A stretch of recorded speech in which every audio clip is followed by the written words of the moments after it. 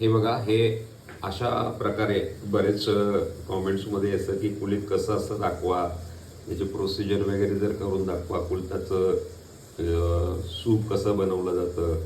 तर हे कुलीत आहे, याला हुलगे म्हणतात.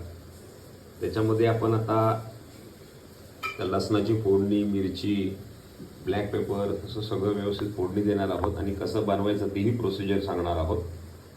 जे हुलगे आहेत ते आपण तुपामध्ये असे फ्राय करून घेणार आहोत.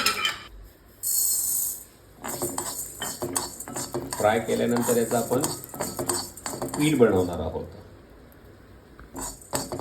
अशा प्रकारे हे भाजून घ्यायचं, नंतर याचं पीठ बनवायचं.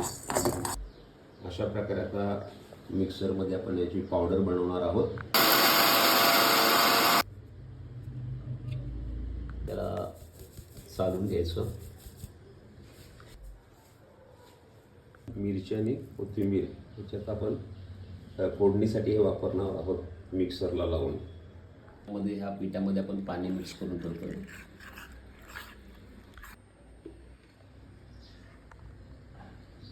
हा तूप टाकलेला आहे. आता फोडणीसाठी आपण जिरं टाकलंय, लसूण, मिरची आणि कोथिंबीरची पेस्ट थोडंसं परतल्यानंतर आता आपण हे हुलग्याचं पीठ त्यात आपण पाणी टाकलेलं आहे त्याच्यात ॲड करतोय. साठी थोडंसं मीठ, ती मिरी पावडर. तिने हे सूप कडण तयार झालेलं आहे आणि आता आपण गॅस बंद करतो. हुलग्याचं सूप तयार झालेलं आहे. हे आमवातामध्ये खूप श्रेष्ठ सांगितलं.